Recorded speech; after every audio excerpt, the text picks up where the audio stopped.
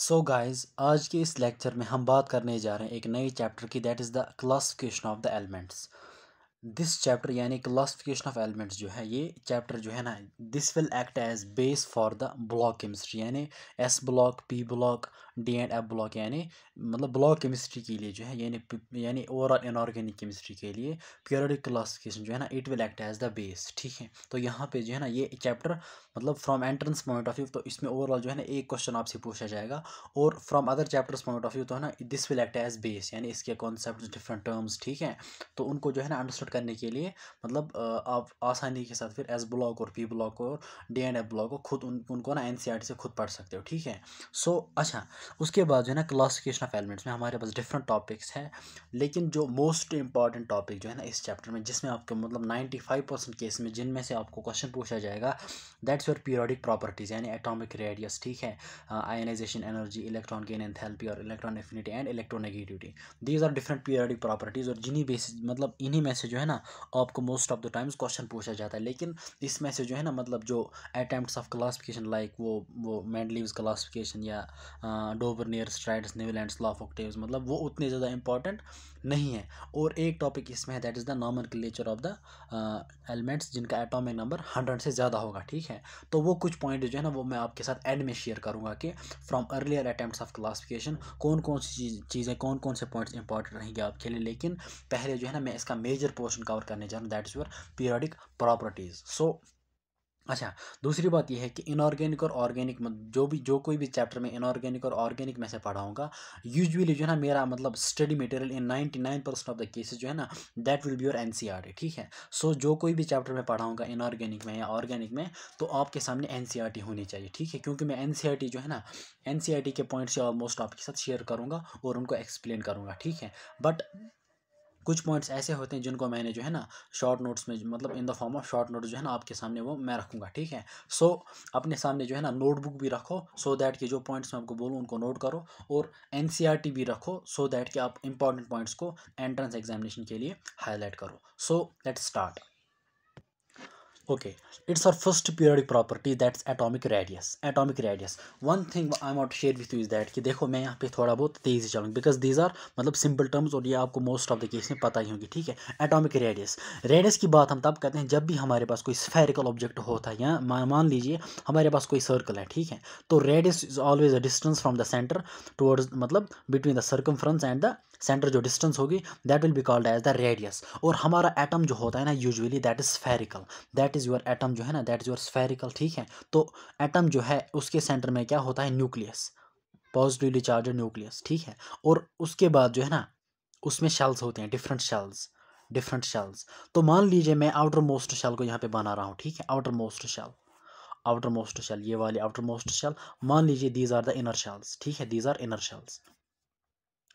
Outer most shell जो है जिसमें इलेक्ट्रॉन्स प्रेजेंट होगी, तो रेडियस की डेफिनेशन क्या है, it is the distance from the nucleus to the outer most shell containing electrons. तो यहाँ पे जो है ना एक एटम में, तो यहाँ पे जो है outer most shell containing electrons, distance between the nucleus and the outer most shell containing the electrons, इसको हम यहाँ पे कहेंगे एटॉमिक रेडियस। ठीक है, this is called atomic radius. अच्छा, अब अगर हम बात करेंगे एक देखो individual atom does not have, मतलब an atom does not have individual existence, इसको आप याद रखना अच्छे से। मतलब एक एटम, इंडिविजुअल एटम एग्जिस्ट नहीं करता है, ऑलवेज जो है ना एटम्स एग्जिस्ट करता है इन कंबाइंड स्टेट और इन अ बाउंडेड स्टेट, यानी एक एटम जो होता है ना वो हमेशा किसी दूसरे एटम के साथ मतलब एग्जिस्ट करेगा इन द बॉन्डेड स्टेट। ठीक है, यानी उन्होंने एक दूसरे के साथ बॉन्ड बनाया होता है। एक सेपरेट एटम यानी एक इंडिविजुअल एटम जो है ना एग्जिस्ट नहीं होगा, यानी अगर एटम्स जो है ना ऑलवेज एग्जिस्ट होंगे इन अ बॉन्डेड स्टेट। ठीक है, एक दूसरे के साथ उन्होंने बॉन्ड बनाया होगा। ठीक है, इस पॉइंट को आप याद रखेंगे। अच्छा, एनसीईआरटी ने पहला पॉइंट जो मेंशन किया है in the atomic radius, NCERT says that कि the radius of an individual मतलब प्रैक्टिकली, यानी प्रैक्टिकली जो है एक इंडिविजुअल एटम का रेडियस हम मेजर नहीं कर सकते हैं। एक इंडिविजुअल एटम का रेडियस जो है हम मेजर नहीं कर सकते। तो एनसीईआरटी ने वहाँ पे दो रीजंस मेंशन किए हैं। तो यहाँ पे अगर आप देख सकते हो, एनसीईआरटी सेज दैट कि देयर इज़ नो यहाँ पे अगर आप एनसीईआरटी अपनी देखो, there is no practical way by which the size of an individual atom can be measured. इसके जो है ना एनसीईआरटी ने 2 रीजंस मेंशन किए हैं, 2 रीजंस। वो 2 रीजंस क्या है उनको आप मेंशन कर लेंगे। पहला रीज़न ये है कि the size of atom is very small, size of atom is very very small, यानी it is the order of 10⁻⁻10 metres, यानी in the units of angstrom. तो आपको क्वेश्चन पूछा जाएगा वहाँ पे, साइज ऑफ एन एटम जो है ना, मतलब is the order of, size of an atom is the order of, it is 10⁻10 metres. अच्छा, उसके बाद जो है दूसरा रीज़न जो इससे मेंशन किया है कि द इलेक्ट्रॉन क्लाउड जो होता है ना, it does not have a sharp boundary. Sharp boundary का मतलब ये है कि यहाँ पे जो देखो, अगर हम किसी सपोज अगर हम मतलब सर्कल की बात करेंगे, सर्कल जो होता है ना, circle it has got a sharp boundary, यानी हर एक पॉइंट पे जो है ना रेडियस सेम रहेगा, यहाँ पे भी रेडियस सेम होगा, यहाँ पे भी ये डिस्टेंस, यहाँ पे भी, यानी जो अच्छा उसके बाद ये कह रहा है कि एक एटम जो होता है ना, उसका इलेक्ट्रॉन क्लाउड, उसकी शार्प बाउंड्री मतलब वो मतलब इस तरह से होगी, मतलब शार्प नहीं होगी, तो कहीं पे रेडियस जो है ना वो ज़्यादा होगा और कहीं पे रेडियस कम होगा, ठीक है। सो यहाँ पे आपने इन शॉर्ट रीजंस 2 याद रखने हैं कि हम क्यों इंडिविजुअल एटम का रेडियस मेजर नहीं कर सकते, हम क्यों इंडिविजुअल एटम का साइज मेजर नहीं कर सकते। उसके लिए 2 रीजंस हैं। वन रीजन इज कि size of atom is very very small, and second reason is कि electron cloud does not have a sharp boundary. These were the 2 reasons जिसकी वजह से प्रैक्टिकल वे में जो है एक इंडिविजुअल एटम का साइज मेजर नहीं कर सकते। अच्छा, उसके बाद जो है ना, अब हम कब मेजर कर सकते हैं एटॉमिक, यानी एटॉमिक रेडियस, यानी हम कब मेजर कर सकते हैं साइज ऑफ एन एटम, हम तब मेजर कर सकते हैं जब एटम बॉन्डेड स्टेट में होगा, कंबाइंड स्टेट में होगा, ठीक है। इंडिविजुअल एटम या फ्री एटम जो है ना, उसका रेडियस हम मेजर नहीं कर सकते due to small size and it's and it does not have a sharp boundary. लेकिन जब हम कब मेजर कर सकते हैं एक एटम का radius, in a combined state हम मेजर कर सकते हैं उसका रेडियस। ओके, यहाँ पे इसने लिखा है कि one practical approach to estimate the size of an atom of a non metallic element, यानी नॉन मेटालिक एलिमेंट। अच्छा नहीं, यहाँ पे आप देखो पहले, an estimate of atomic size can be measured by knowing the distance between the atoms in a combined state, यानी bonded state में जो है हम एस्टिमेट कर सकते हैं एटॉमिक साइज, यानी atomic radius of an given atom, ठीक है। यानी हम एटॉमिक साइज जो है कब एस्टिमेट कर सकते हैं, कब हम मेजर कर सकते हैं इन a combined state, in A bonded state. अच्छा, जब बॉन्डेड स्टेट की बात आ रही है कि जब एटम बॉन्डेड स्टेट में होंगे, इस केस में जो है बॉन्डेड स्टेट में हमारे पास 2 तरह के रेडियस आते हैं, एक होता है कोवेलेंट रेडियस और एक होता है मेटालिक रेडियस। यहाँ पे आप इस बात को कोवेलेंट रेडियस जो है ना, it is in A bonded state, यहाँ पे जो है it is in bonded state, और मेटालिक रेडियस भी कब आएगा, इन बॉन्डेड स्टेट, यानी जब 2 एटम्स ने एक दूसरे के दरमियान बॉन्ड बनाया होगा, उसी को हम कहेंगे बॉन्डेड स्टेट, या उसको हम कहते हैं कंबाइंड स्टेट। अच्छा, कोवेलेंट रेडियस जो है ना, उसकी डेफिनेशन क्या है, it is defined as the half of the internuclear distance between the two covalently bonded atoms belonging to the same molecule. यानी इसका मतलब ये है कि देखो, पहले हमने अंडरस्टैंड करना है कि व्हाट इंटरन्यूक्लियर डिस्टेंस मीन्स। मान लीजिए हमारे पास ये एक एटम है, ठीक है, ये हमारे पास एक एटम है, और हमारे पास जो है ना कोई दूसरा एटम भी है, मान लीजिए लाइक दिस। मैं परफेक्ट स्फीयर नहीं बना सकते यार, तो मान लीजिए हमारे पास कोई मॉलिक्यूल है, ठीक है, इन 2 मॉलिक्यूल्स ने एक दूसरे के दरमियान बॉन्ड बनाया है, ठीक है, बॉन्ड बनाया है, दीज 2 एटम्स आर बॉन्डेड। अच्छा, मान लीजिए it's atom A, it's atom B, and overall हमारे पास जो है ना इट्स ए बी मॉलिक्यूल। तो अब अगर देखो, ये इसका न्यूक्लियस है ना, यहाँ पे सेंटर में न्यूक्लियस होता है, डिस्टेंस बिटवीन द, यानी it is the internuclear distance. क्या होती है internuclear distance, it is the equilibrium distance. आप सिंपल से याद रखो, it is the distance between the 2 nuclei in the bonded state, उसको हम कहेंगे इंटरन्यूक्लियर डिस्टेंस। या हम उसको देखो, इसको हम कहते हैं इंटर, यानी ये डिस्टेंस जो है ना, ये डिस्टेंस, इसको हम कहते हैं इंटर न्यूक्लियर डिस्टेंस, या हम इसको कहते हैं बॉन्ड लेंथ भी। क्या हम इसको कहते हैं बॉन्ड लेंथ, यानी लेंथ ऑफ बॉन्ड। ये तो बॉन्ड है ना, ये बॉन्ड है, actual bond between the 2 atoms, इसको हम कहते हैं। अब बॉन्ड की लेंथ क्या होगी, बॉन्ड लेंथ, या हम इसको कहते हैं बॉन्ड लेंथ और बॉन्ड डिस्टेंस, ठीक है। तो यहाँ पे आपको क्लियर होगा कि व्हाट इंटरन्यूक्लियर डिस्टेंस इज। तो अच्छा, इंटरन्यूक्लियर डिस्टेंस क्लियर हो गया। इट सेज दैट कि half of the internuclear distance between the 2 covalently bonded atoms belonging to the same molecule. अच्छा, अब अगर हमारे पास कोई कोवेलेंट मॉलिक्यूल, मान लीजिए हमारे पास ए बी जो है, it is a covalent molecule, it is a covalent molecule, तो यहाँ पे जो है ना, यहाँ पे ये डिस्टेंस होगी, इसका हाफ जो होगा ना, इसका half half the internuclear distance in a covalent molecule, उसको हम कहेंगे कोवेलेंट रेडियस। यानी अगर ए बी जो है, A B is the internuclear distance, तो अगर हम बात करेंगे R A is the covalent radius of atom A, और आर बी जो है, R B is the covalent radius of atom B. तो आर ए जो है यानी रेडियस ऑफ एटम ए जो है, it will be the half of the internuclear distance, half of the internuclear distance. ठीक है, तो यहाँ पे इन शॉर्ट आपने याद रखना है, इन अ कोवेलेंट मॉलिक्यूल, मतलब आपके पास कोवेलेंट मॉलिक्यूल होगा, उसके लिए जो है half of the internuclear distance जो होगी, that will be called as the covalent radius. ठीक है, that will be called as the covalent radius. This was the case of bonded state, जब दो एटम्स बॉन्डेड मतलब bonded थे। ठीक है, अब हम बात करेंगे किसकी, मेटालिक रेडियस की।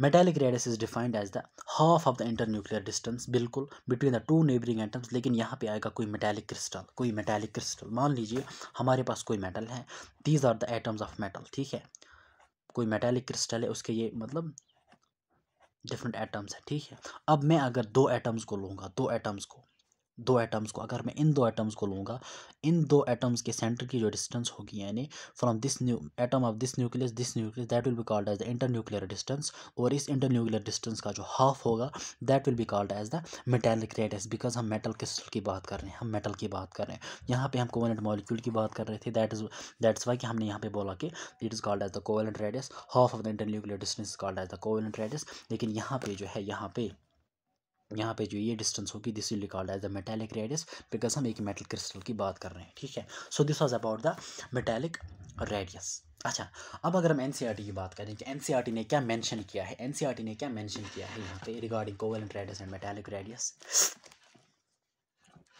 Okay, one practical approach to estimate the size of an atom of a non metallic element. Non metallic element, देखो नॉन मेटल जो है, नॉन मेटल्स में हम यूजुअली कोवेलेंट रेडियस की बात करेंगे, और मेटल्स में यूजुअली मेटालिक रेडियस, इसलिए कह रहा है कि non metallic element is to measure the distance between the two atoms when they are bound together by single bond in a covalent molecule. From this value the covalent radius of element can be calculated. तो सीधी सी बात है, जो आप मतलब जो मैंने आपको यहाँ पे मेंशन किया कि दो एटम्स यानी इन ए कोवेलेंट मॉलिक्यूल, जब दो एटम्स बाउंड होंगे together through a single bond, ठीक है, through a single bond, single उसको हम कहेंगे कोवेलेंट बॉन्ड। ठीक है, या जब कोवेलेंट मॉलिक्यूल होगा, जब देखो अगर मेटल होगा तो मेटालिक बॉन्ड होगा, अगर कोवेलेंट मॉलिक्यूल होगा तो कोवेलेंट बॉन्ड होगा। ठीक है, तो यहाँ पे जो कोवेलेंट मॉलिक्यूल होगा, इसके लिए जो है ना हमने मेजर करने हैं distance between the two atoms, यानी उनके दो न्यूक्लियर के दरमियान, that is the internuclear distance. उसका हाफ जो होगा ना, that will be called as the internuclear distance. यही कह रहा है यहाँ पे। अच्छा, for example the bond distance is bond length और internuclear distance in chlorine molecule is 198 picometre. So internuclear distance जो है इन ए क्लोरीन मॉलिक्यूल, मान लीजिए अगर क्लोरीन मॉलिक्यूल है हमारे पास, chlorine molecule it is the chlorine molecule हमारे पास, size of atom will be similar because एक जैसे एटम्स हैं, this will be called as the internuclear distance. It says that suppose it is 198 picometre, तो इसका half जो है ना, इसका हाफ जो होगा ना, that will be called as the covalent radius. तो अच्छा, हाफ ऑफ द डिस्टेंस, तो मैंने आपको पहले ही बोला कि what is the radius, what is the covalent radius, it is the half of the internuclear distance or bond distance between the two covalently bonded atoms। ठीक है, अच्छा, it is taken as the atomic radius of the chlorine. This was about the covalent radius. For metals we define metallic radius, तो non metals के लिए हम covalent radius define करते हैं, और मेटल्स के लिए metallic radius, which is taken as the half of the internuclear distance separating the metal cores in a metal crystal. मतलब जो दो नेबरिंग मेटल एटम्स होंगे, उन दोनों के दरमियान जो बॉन्ड डिस्टेंस होगी, उसका हाफ जो होगा, यानी इंटर न्यूक्लियर डिस्टेंस का जो हाफ होगा, that will be called as the metallic radius. ठीक है, फॉर एग्जाम्पल कॉपर जो है ना, कॉपर के दो एडिशनल एटम्स या नेबरिंग एटम्स के दरमियान जो बॉन्ड लेंथ है, बॉन्ड डिस्टेंस है, internuclear distance, that's 256 picometre, और इसका हाफ जो है ना, that will be called as the atomic radius of copper. Okay, उसके बाद for simplicity in this book we use term atomic radius. यहाँ पे जो है atomic radius, it refers to both covalent radius as well as metallic radius, it refers to both covalent radius as well as metallic radius. Depend करता है कि आपके पास जो element होगा, अगर नॉन मेटल होगा तो उसमें हम बात करेंगे कोवेलेंट रेडियस की। ठीक है, क्योंकि इसने यहाँ पे बोला कि नॉन मेटालिक एलिमेंट, तो कोवेलेंट रेडियस की बात आएगी, और मेटल होगा तो मेटालिक रेडियस की बात आएगी। अच्छा, उसके बाद atomic radius can be measured by X ray और अदर स्पेक्ट्रोस्कोपिक मेथड, इसको भी आप याद रखना, ठीक है। एटॉमिक रेडियस कैन बी या atomic size can be measured by X ray और अदर स्पेक्ट्रोस्कोपिक मेथड्स।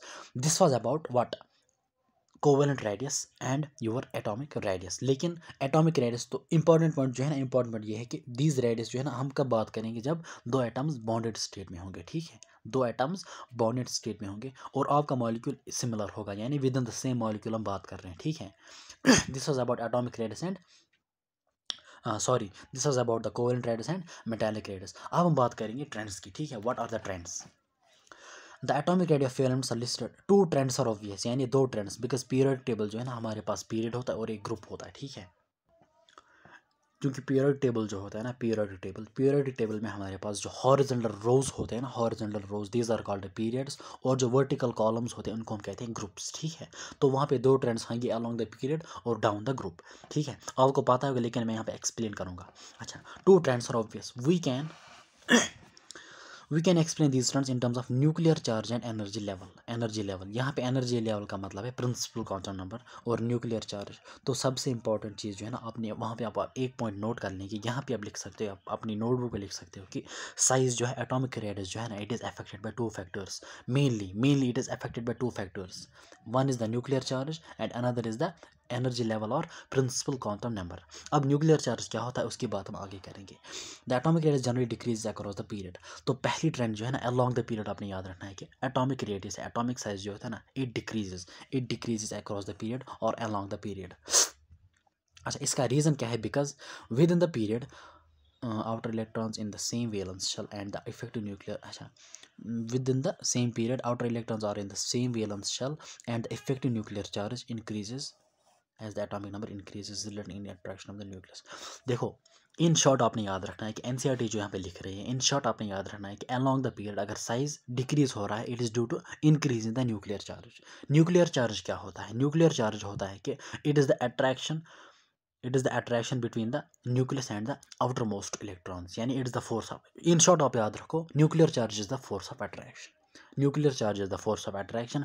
जितना फोर्स ऑफ अट्रैक्शन ज़्यादा होगा, उतने जो है ना आउटर मोस्ट इलेक्ट्रॉन्स न्यूक्लियस की तरफ होंगे, मतलब उतना जो है ना एटॉमिक रेडियस कम होगा, ठीक है। तो आपने इन शॉर्ट यहाँ पे याद रखना है कि along the period nuclear charge increases, which means कि force of attraction between the nucleus and outer most electron that increases, and because of increase in the nuclear charge, because of increase in the force of attraction, आपका size जो है ना वो decrease हो रहा है, ठीक है। So along the period nuclear charge increases, your atomic radius, atomic size decreases. लेकिन यहाँ पे जो है अलॉन्ग द पीरियड आपकी energy level it says that कि सेम वैलेंस शेल, यानी आपका प्रिंसिपल क्वांटम नंबर जो है अलॉन्ग द पीरियड वो सेम रह रहा है, ठीक है, वो सेम रह रहा है। लेकिन यहाँ पे एक कन्फ्यूजन हो रहा है स्टूडेंट्स को कि इलेक्ट्रॉन्स भी जो है ना इंक्रीज हो रहे हैं, तो इलेक्ट्रॉनिक रिपल्सन की वजह से साइज तो इंक्रीज होना चाहिए।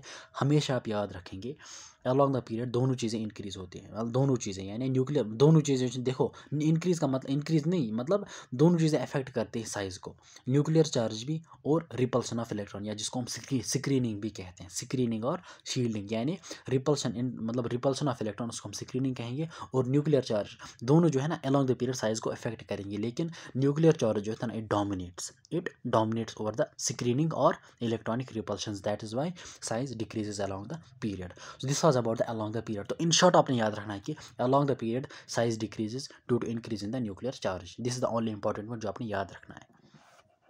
अच्छा, within the family or vertical column, within the family यानी down the group atomic radius increases regularly। तो down the group क्या हो रहा है? atomic radius increase हो रहा है। अच्छा, इसका रीज़न ये है कि down the group atomic radius क्यों इंक्रीज हो रहा है? It is due to increase in the principal quantum number, because down the group जब आप नीचे चले जाते हो तो आपकी वैलेंस शेल जो है ना वो इंक्रीज होती है 1 by 1, ठीक है। इसलिए आप देख रहे हो कि देयर आर 7 पीरियड्स, ठीक है, 1 मतलब 2 3 4। तो डाउन द ग्रुप आप चले जाओगे, आपकी शेल्स जो है ना, आपकी वैलेंस शेल वो इंक्रीज होती जा रही है, उसका नंबर यानी n इंक्रीजेज तो size increases, because your size जो है ना that is directly proportional to principal quantum number. Because अभी हम बात करेंगे factors affecting the atomic size. तो डाउन द ग्रुप जो है ना, अगर साइज या एटॉमिक रेडियस इंक्रीज हो रहा है, it is due to the increase in the principal quantum number, ठीक है।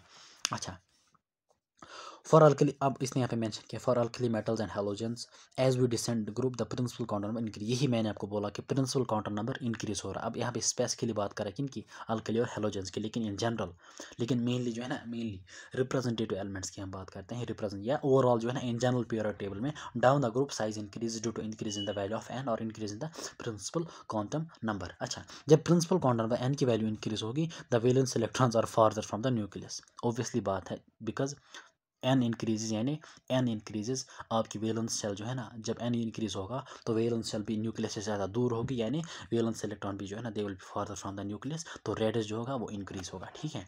अच्छा, अब ये कह रहा है कि this happens because the inner energy levels are filled with electrons which serve to shield the outer electrons from the pull of nucleus. अब यहाँ पे जो है, यहाँ पे भी हम न्यूक्लियर चार्ज और स्क्रीनिंग या रिपल्शंस की बात करेंगे। यहाँ पे भी देखो, अलॉन्ग द पीरियड हमने बोला था न्यूक्लियर चार्ज जो है that dominates over the screening और इंटर इलेक्ट्रॉनिक रिपल्शंस। लेकिन यहाँ पे क्या होता है कि जब एन की वैल्यू इंक्रीज हो रही है, देखो जब एन की वैल्यू इंक्रीज, देखो इन शॉर्ट आपने यहाँ पे याद रखना है कि size down the group increase due to increase in the value of n. लेकिन यहाँ पे कह रहा है कि inner energy levels are filled with electrons which serve to shield the outer electrons from the pull of nucleus. Pull of nucleus मतलब from the nuclear charge. ठीक है, फ्रॉम द न्यूक्लियर चार्ज और from the attraction of nucleus, उसको हम कहेंगे nuclear charge. यानी यहाँ पे आपने देखना है कि down the group screening effect जो है या इंटर इलेक्ट्रॉनिक रिपल्सन जो है ना, दे डोमिनेट, इन शॉर्ट वो डोमिनेट कर रही है। ठीक है। अब ये क्या होता है कि अब यहाँ पे आप इस पॉइंट को किस तरह से अंडरस्टूड करना है, इस यहाँ पे इसको किस तरह से अंडरस्टूड करना है कि the inner energy levels are filled with electrons which serve to shield the, देखो एक इफेक्ट जो है ना, जो स्क्रीनिंग इफेक्ट मैंने आपको बोला और शील्डिंग इफेक्ट, देखो nuclear charge will always tend to decrease the size, nuclear charge will always tend to decrease the size, उसको आप नोट करना, जो कोई भी मैं बात बोलूँ उसको आप नोट करना। ठीक है। एंड स्क्रीनिंग और shielding effect will always tend to increase the size. अब ये शील्डिंग इफेक्ट क्या होता है, स्क्रीनिंग इफेक्ट क्या होता है, अगर हम इसकी डेफिनेशन की बात करेंगे, स्क्रीनिंग इफेक्ट और शील्डिंग इफेक्ट जो है ना, इसकी डेफिनेशन मैं आपके सामने रखूंगा कि बस उसके बाद में है ना इसके बारे में कुछ नहीं बोलूँगा, अंडरस्टैंडिंग पर्पज़ के लिए जो है ना, इस पॉइंट को अंडरस्टैंड करने के लिए। अगर आप स्क्रीनिंग इफेक्ट की डेफिनेशन को देख लोगे, it is the phenomena involving decrease in the nuclear charge experienced by the outermost electrons due to the presence of intervening electrons। मैंने आपको बोला कि न्यूक्लियर चार्ज जो है, nuclear charge is the attraction between the nucleus and the outermost electrons. अब ये जो intervening electrons जो होते हैं, मान लीजिए ये हमारा न्यूक्लियस है, यहाँ पे these are shells and this is your outer most shell, इसमें इलेक्ट्रॉन, यहाँ पे भी इलेक्ट्रॉन्स है। ठीक है, यहाँ पे भी इलेक्ट्रॉन्स है between the nucleus and the outer most shell. इन इलेक्ट्रॉन्स को हम कहते हैं इंटरवीनिंग इलेक्ट्रॉन्स।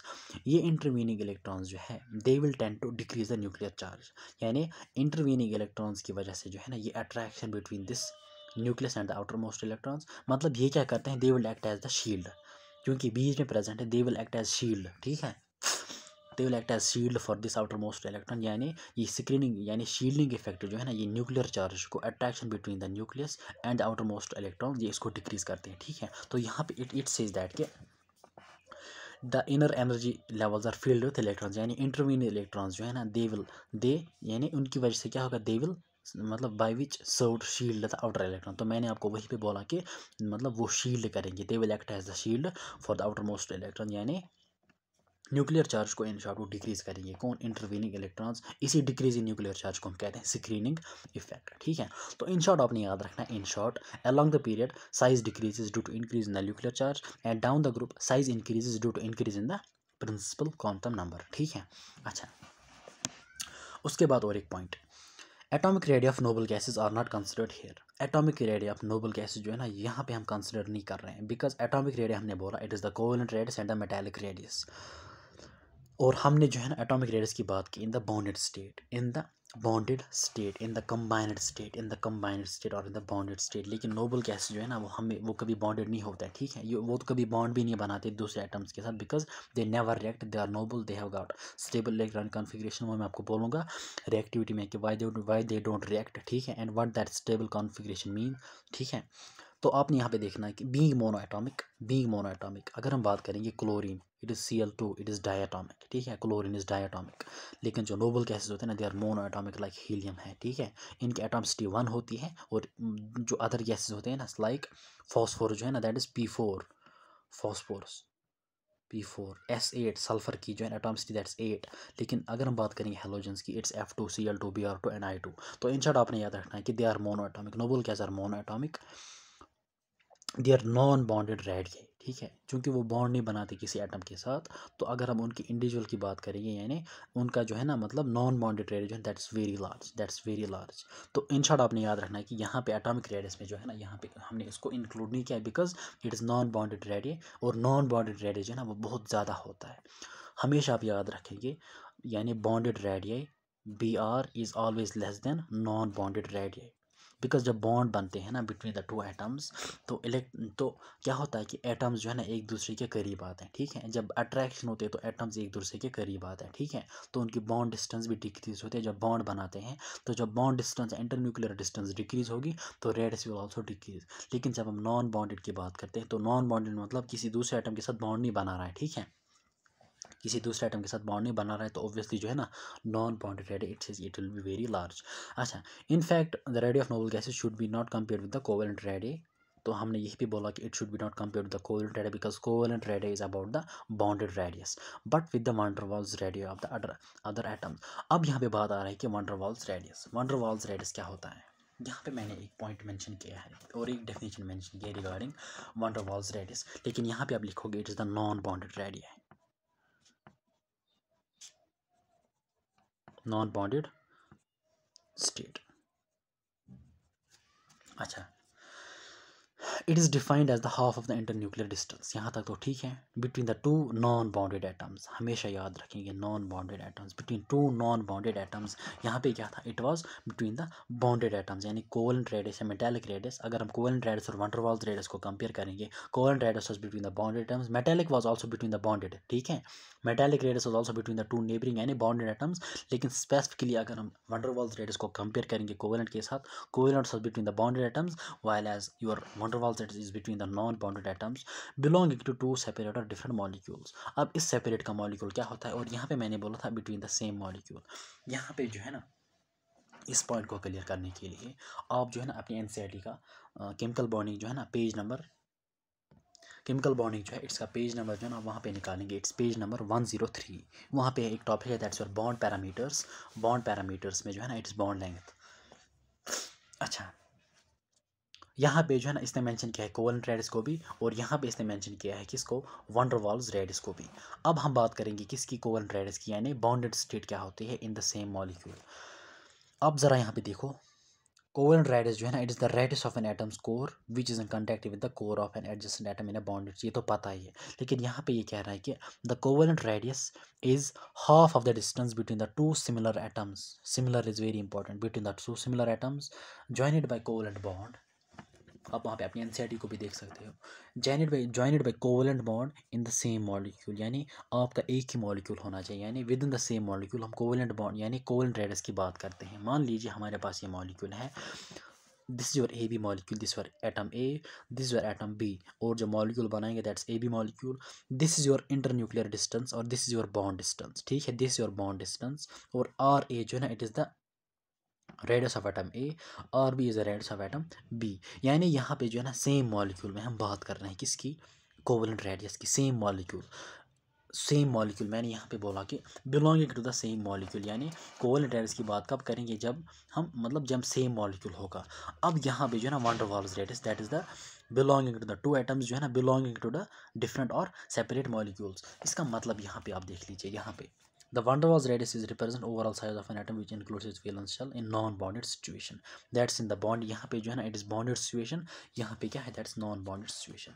okay, यहाँ पे आप importantly देखो, van der Waals radius is half of the distance between two similar atoms in a separate molecule, in a separate or in a different molecule। इसका मतलब क्या होता है, मान लीजिए यहाँ पे देखो हमारे पास जो है, हमारे पास ये एक मॉलिक्यूल है और ये एक मॉलिक्यूल है, इसकी यहाँ पे डायग्राम बनाई गई है, एनसीईआरटी ने वहाँ पे मेंशन की है। This is your one molecule, this is the another molecule. अगर हम देखो गौर से देखना अच्छे से, अपनी एनसीईआरटी की तरफ भी देख सकते हो आप। अगर हम यहाँ पे देखेंगे इस एटम की, इस एटम और इस एटम, यहाँ पे जो है इसका मान लीजिए ये सेंटर इसका है, ये इसका सेंटर है, और यहाँ पे ये इस मॉलिक्यूल, ये इस मॉलिक्यूल का सेंटर है। This distance is called as the internuclear distance between the two atoms of a same molecule. यहाँ पे आप अच्छे से देख लेना, देखो दिस इज द इंटरन्यूक्लियर, देखो this is the nucleus of this atom, nucleus of this atom, this the nucleus of this atom. अगर हम इस डिस्टेंस को देख लेंगे और इस डिस्टेंस को जो है ना इसके साथ कंपेयर, यानी this distance and this distance, इनको हम एक दूसरे के साथ कंपेयर कर लेंगे। मतलब मैंने आपको बोला ना कोवेलेंट रेडियस जो है ना between the two atoms and belonging to the same molecule, और वंडर वाल्स रेडियस की मैंने बात की belonging to the separate molecule, two atoms belonging to the separate molecule.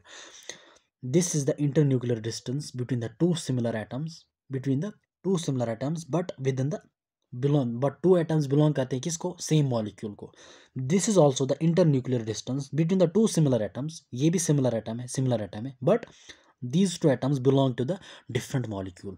ये हमारा अलग सा molecule है, ये हमारा अलग सा molecule है, ठीक है. So इस point को अच्छे से understood करने की कोशिश करो कि ये वाली इंटरन्यूक्लियर डिस्टेंस है, this also between the two atoms, but these two atoms belong to the two separate molecules और टू डिफरेंट मॉलिक्यूल्स। यहाँ पे जो है ना this internuclear distance is also between the two atoms, but these two atoms belong to the same molecule. अब यहाँ पे जो है इसका हाफ जो होगा, इसका half that is the half of the internuclear distance between the same molecule, उसको हम कहते हैं जो है half of the internuclear distance between the two atoms, two similar atoms belonging to the same molecule, that is called as the covalent radius. That's called as the covalent radius. यहाँ पे जो distance होगी that is the internuclear distance, और इसका half जो होगा that will be called as the covalent radius. इसी तरीके से यहाँ पे अगर आप देखोगे इस इंटरन्यूक्लियर डिस्टेंस का हाफ, यानी this is your internuclear distance, इसका हाफ जो होगा ना that will be called as the van der Waals radius, because this van der Waals radius, this is the half of the internuclear distance between the two similar atoms but belonging to the two different molecules. जब different molecules होंगे तो one der Waals radius होगा, जब same molecule से belong करने के atoms that will be called as the covalent radius. और आप यहाँ पे देख सकते हो कि हमने वहाँ पे भी बोला कि कोवेलेंट रेडियस जो है ना, यानी जब non bond, this is the non bonded state, ये देखो ये टू सेपरेट मॉलिक्यूल्स है ना, ये two separate molecule, this is the non bonded situation, this is the bonded situation, but this is not the non bond, this non bonded situation, यानी atoms में actual में ये बॉन्ड प्रेजेंट है, ठीक है, एक्चुअल जो है ना एक्चुअल में this is the bonded situation, this is the combined state, this is the combined state, but this is not the combined state. तो that's why it says that in the non bonded, यहाँ पे देखो that's why it says that it is the non bonded situation, ठीक है। तो इसलिए वहाँ पे एनसीईआरटी ने वहाँ पे मेंशन किया था कि मैंने वहाँ पे बोला कि नॉन बॉन्डेड रेडियस जो होता है ना that's always greater than bonded state या bonded radius. This is your non bonded radius, this आप देख सकते हो it is your radius is 180 picometer and here your radius is only 99, so 180 जो है ना it is far greater than 99. This was all about the covalent radius and the van der Waals radius, ठीक है। तो अच्छा उसके बाद क्या है, उसके बाद अगर हम ऑर्डर की बात करेंगे between the van der Waals radius and the metallic radius and the covalent radius, आप ये ऑर्डर याद रख लेंगे, ठीक है। Van der Waals radius is greater than the metallic radius is greater than the covalent radius, this is the order of radius. अच्छा उसके बाद कुछ और points, okay this was all about the atomic radius, van der Waals radius, covalent radius and metallic radius. अब हम बात करेंगे ionic radius की। देखो एटॉमिक रेडियस तब आएगा जब आपका एटम न्यूट्रल होगा, सीधी सी बात है, जब आपका एटम न्यूट्रल होगा तो एटॉमिक रेडियस की बात आएगी, और जब आपका एटम चार्ज होगा यानी उसने अगर एक इलेक्ट्रॉन या मनी इलेक्ट्रॉन्स को लॉस किया होगा या गेन किया होगा तो उसमें जो है ना रेडियस जो है ना that will be the ionic radius, because ion तब क्रिएट होगा जब इलेक्ट्रॉन लॉस और गेन किए होंगे, ठीक है। अच्छा तो the removal of an electron from an atom, इसको आप जरा देखो, removal of an electron from an atom, ये तो पता है कि कैटाइन बन जाएगा जब एक इलेक्ट्रॉन लॉस होगा या रिमूव होगा from an atom, from neutral that's what called cation, जब गेन होगा that will called as anion. और इन जनरल आप याद रखेंगे size of anion is greater than size of cation, okay.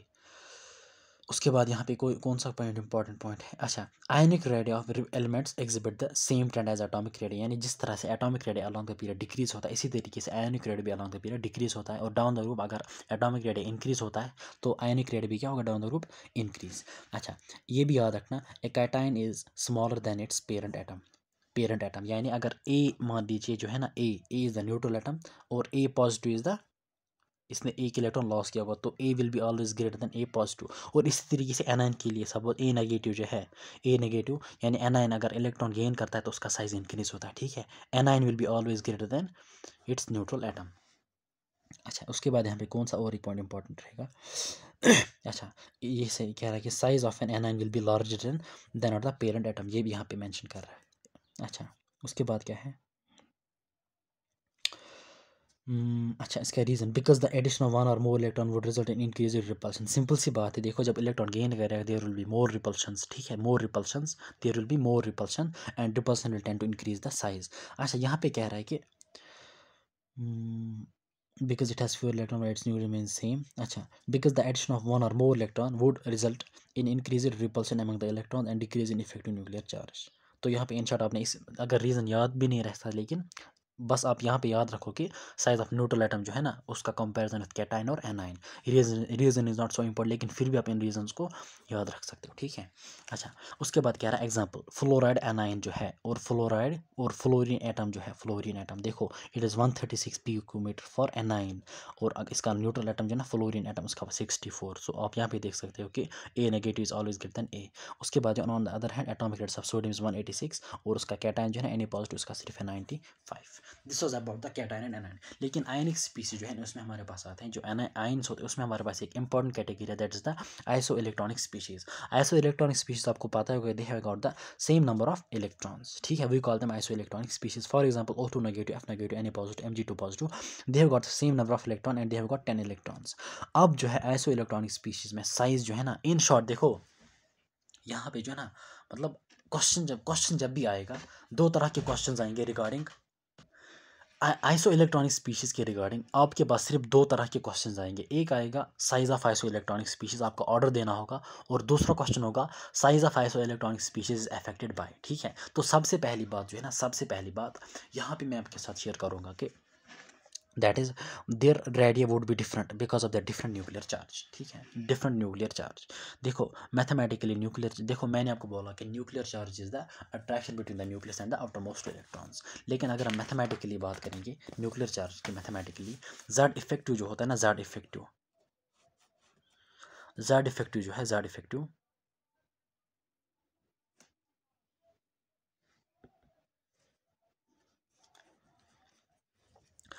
Effective जो है ना, ये किसके बराबर होता है, it is divide by Z divided by E, Z divided by E, यानी जेड जो है ना it is the your atomic number, या हम कह सकते हैं Z atomic number always represents your protons and E is the electrons, ठीक है। तो सिंपल सी बात है, Z effective is equal to proton divided by electrons.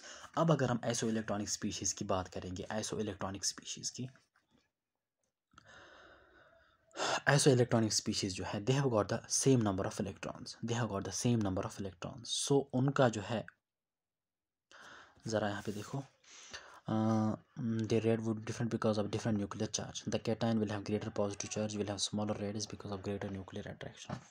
This and that, and that anion will have this and that, this. देखो पहली बात जो है ना, पहली बात बिफोर मतलब coming to the iso electronic species, मैं आपके साथ कुछ पॉइंट्स यहाँ पे जो है ना फैक्टर्स अफेक्टिंग एटॉमिक रेडियस और आयनिक रेडियस जो है ना वो मैं आपके साथ शेयर करूँगा। देखो फैक्टर्स अफेक्टिंग द साइज और रेडियस, और यानी radius it is directly proportional to N, N is your principal quantum number, ठीक है। हमने देखा कि डाउन द ग्रुप अगर साइज इंक्रीज होता है तो because due to increase in the value of N. उसके बाद इलेक्ट्रॉन रिपल्सन, यानी इलेक्ट्रॉन रिपल्सन जब ज़्यादा होंगे तो आपका साइज इंक्रीज होगा। उसके बाद स्क्रीनिंग इफेक्ट, देखो दो फैक्टर्स जो है ना, screening and Z effective. Z effect is the effective nuclear charge that will always tend to decrease the size, but screening और shielding that will always try to increase the size, ठीक है। तो screening की वजह से, यानी screening effect और shielding effect they will tend to, मतलब that they will tend to increase the size, but Z effective के साथ इन्वर्स रिलेशन है। Z effective is the force of attraction, जितना फोर्स ऑफ अट्रैक्शन ज़्यादा उतना जो है ना इलेक्ट्रॉन न्यूक्लियस के करीब होंगे, उतना जो है ना उस शेल का, यानी जिसमें इलेक्ट्रॉन होंगे उसका रेडियस जो है ना वो कम होगा। दैट्स वाई कि R is inversely proportional to Z effective. अब हम बात करेंगे आइसो इलेक्ट्रॉनिक स्पीशीज़ की। यहाँ पे आप ज़रा देखो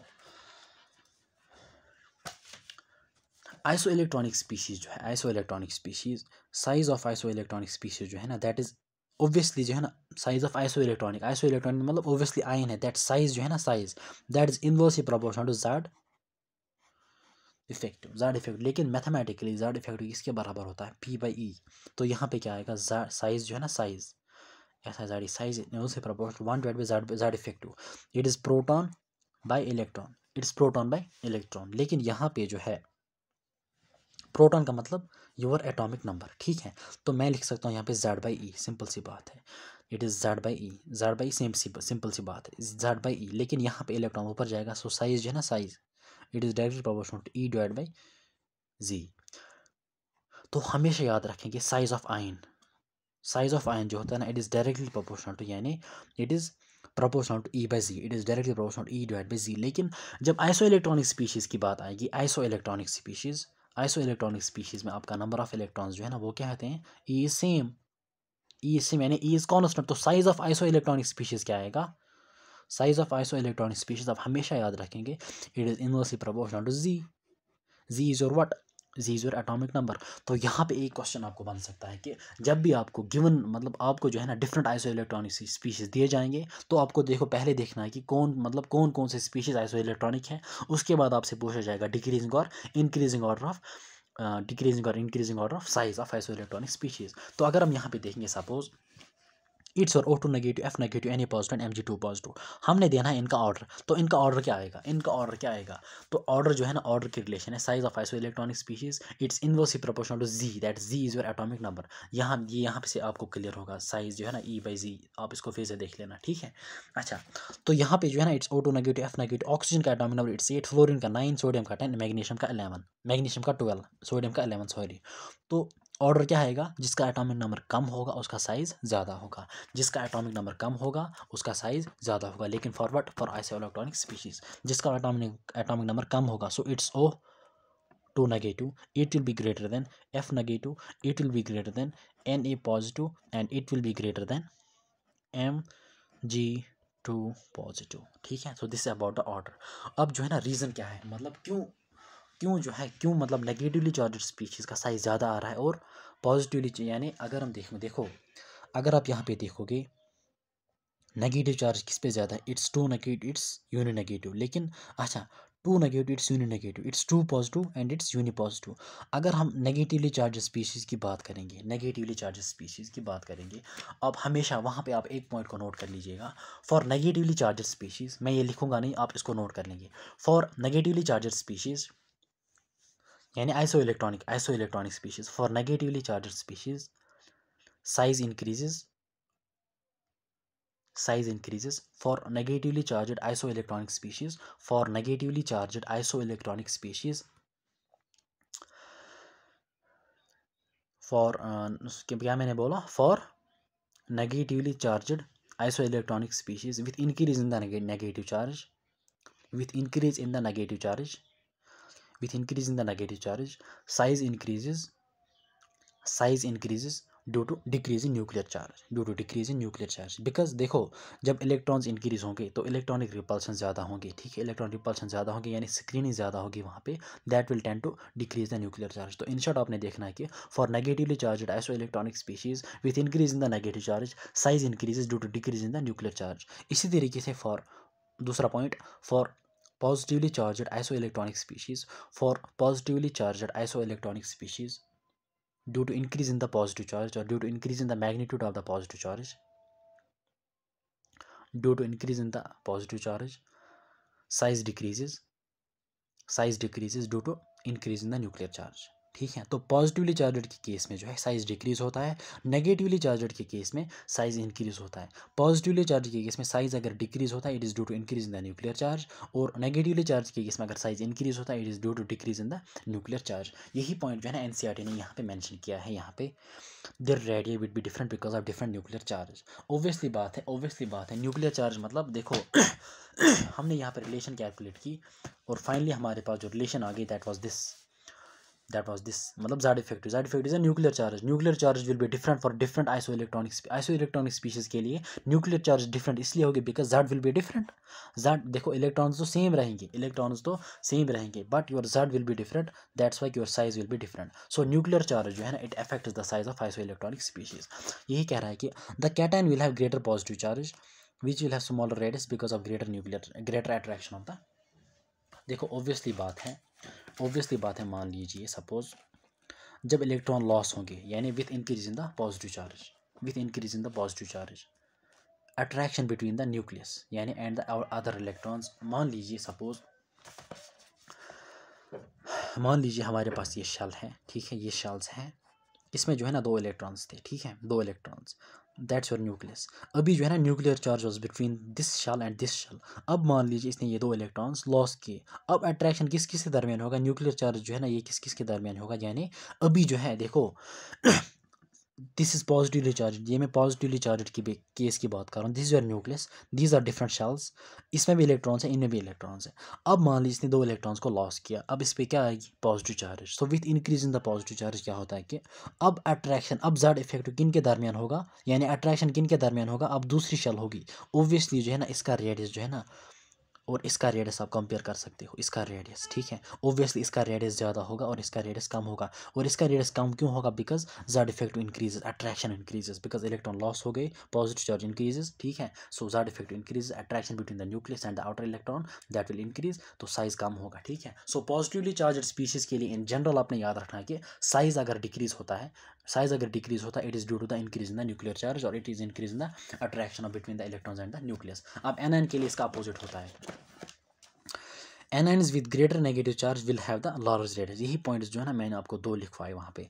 इन this case the net repulsion of electron will outweigh the nuclear charge and the ion will expand. In short आपने याद रखना है कि नेट रिपल्शन यानी स्क्रीनिंग जो है, इन शॉर्ट यहाँ पे याद रखना है कि दैट विल डोमिनेट और that will outweigh the nuclear charge, ठीक है। जब रिपल्शन ज़्यादा होगी तो साइज जो है ना, यानी आपका एटम एक्सपैंड होगा, आपका आयन एक्सपैंड होगा, यानी इसका साइज ज़्यादा होगा। सो this was all about the atomic radius, ठीक है। ये वाला लेक्चर जो है ना एटॉमिक रेडियस, देखो 45 मिनट या 50 मिनट्स का लेक्चर है। अब इसके बारे में जो कोई भी क्वेश्चन होगा, मुझे नहीं लगता है कि क्वेश्चन जो है ना मतलब एनसीईआरटी बेस्ड क्वेश्चन आपको पूछे जाएगा। यही पॉइंट जो मैंने आपके साथ शेयर किए, आप नोटबुक को कंसल्ट करो, इंपॉर्टेंट पॉइंट्स को नोट करोगे, ज़्यादा इफेक्टिव से क्या होता है, रिपल्सन से क्या होता है, ठीक है, अलोंग द पीरियड क्या होता है, डाउन द ग्रुप क्या होता है, ठीक है। So these were the different मतलब most important points from the NCERT, और आप देख रहे हो कि मैंने कोई एक्सटर्नल सोर्स यूज़ नहीं किया यहाँ पे। So this was about the atomic radius. In the next lecture I will be talking about what, I will be talking about the ionization energy, ठीक है। और क्वेश्चन जो है ना वो हम एंड में मतलब चारों पीरियडिक प्रॉपर्टीज़ जब हम कंप्लीट करेंगे तो एंड में जो है ना हम सारे क्वेश्चंस को डिस्कस करेंगे regarding periodic properties. And make sure कि दिस मतलब आप मतलब ये पॉइंट जो है ना, ये टॉपिक जो है ना, ये चैप्टर मतलब दीज 4 टॉपिक्स मतलब पीरियडिक प्रॉपर्टीज़ मतलब from entrance point of view and from other chapters point of view, यानी ब्लॉक केमिस्ट्री, ये आपके लिए बहुत इंपॉर्टेंट रहेंगी, ठीक है। So this was all about the atomic radius. तो इंशाल्लाह जो है ना in the next lecture I'll be talking about the ionization enthalpy, ionization enthalpy और आयनाइजेशन पोटेंशियल या आयनाइजेशन एनर्जी भी कह सकते हो, ठीक है। सो नेक्स्ट वीडियो तक के लिए अल्लाह हाफिज़।